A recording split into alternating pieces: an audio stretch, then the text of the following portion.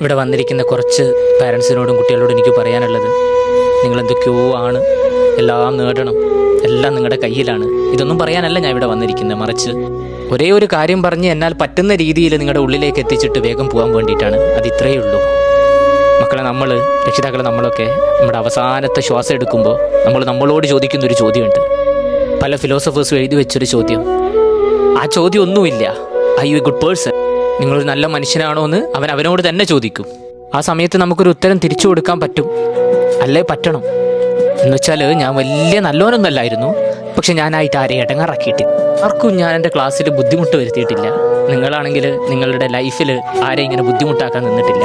ഒരാളുടെ വേദനയ്ക്ക് ഞാൻ കാരണക്കാരായിട്ടില്ല എന്ന് നമുക്ക് നമ്മുടെ ഉള്ളിനോട് പറയാൻ പറ്റിയാൽ, മോസ്റ്റ് ഓഫ് ദ ഫിലോസഫേഴ്സ് പറയുന്നത് they are the best human beings in the world. ലോകത്തിലെ ഏറ്റവും ഭംഗിയായിട്ടുള്ള മനുഷ്യർ അത്തരത്തിലുള്ള ആത്മാക്കളാണ്, അത്തരത്തിലുള്ള മനുഷ്യരാണ് എന്നാണ്.